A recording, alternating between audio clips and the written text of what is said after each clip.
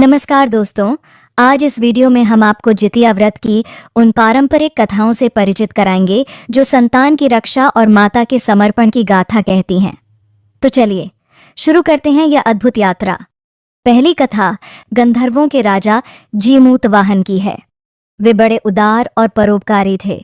अपने पिता के वानप्रस्थ आश्रम में जाने पर उन्होंने राज्य मूल्यांकन अपने भाइयों को सौंप दिया, किंतु वे भी राजसत्ता में आराम नहीं खोज पाए।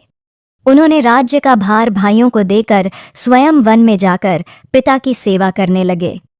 वहां उनकी मलयवती नामक राजकन्या से शादी हुई। एक दिन वन में घूमते हुए वह एक वृद्धा को विलाप करते हुए मिले। वृद्धा ने बताया कि वह नागवंश की स्त्री है जिसका एक अकेला पुत्र है।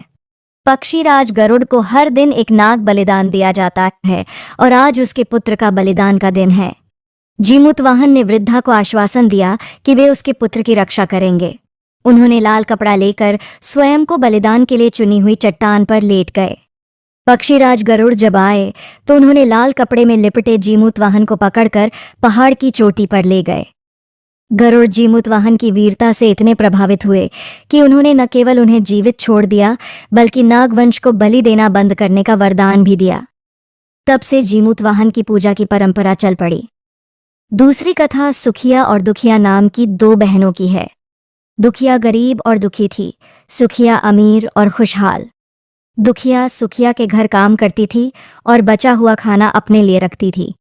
दोनों के दो दो पुत्र थे। जब व्रत का समय आया, दुखिया ने अपने हिस्से की खुर्दी चावल और साग के डंठल अपने लिए रखे और अच्छे चावल और पत्तियां सुखिया को दे दीं। दुखिया ने अपने बच्चों को वही खाना खिलाया जो बचा। रात्रि में वृद्ध महिला दुखिया के घर आई और भूख जताई। दुखिया ने जो खाना था वह वृद्धा को दिया। वृद्धा, जो वास्तव में एक देवी स्वरूप थीं, दुखिया के घर का तिलक लगाकर आशीर्वाद दिया।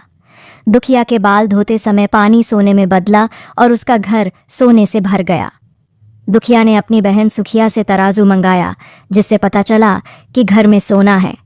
स्वरूप देखकर सुखिया ने उसकी सच्चाई जाननी चाहिए और दुखिया ने पूरी बात बताई। दुखिया की सच्चाई पर सुखिया को लालच हुआ। अगले वर्ष सुखिया ने भी व्रत रखा, लेकिन लालच के कारण उसका घर गंदा हो गया। बुजुर्गा उसी प्रकार उसके घर आई, लेकिन सुखिया ने अपनी लालची प्रवृत्ति से पूजा का अपमान किया। अगले दिन उसका घर गंदगी से भरा मिला और उसे अपनी गलती समझ आई। दुखिया ने अपनी बहन की सहायता की और दोनों ने प्रेम से समझौता किया। तीसरी कथा चील और सियारिन की है। सेमर के पेड़ पर चील और नजदीकी झाड़ी में सियारिन रहती थी। दोनों मित्र थीं।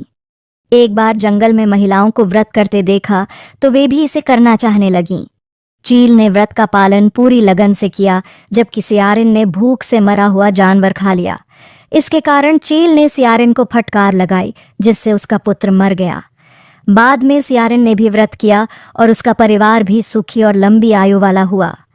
इस प्रकार जितिया व्रत की ये कथाएं माताओं के त्याग, भक्ति व संतान के प्रति प्रेम को उजागर करती हैं। यदि आपको ये कथाएं पसंद आएं तो वीडियो को लाइक और चैनल को सब्सक्राइब करना न भूलें।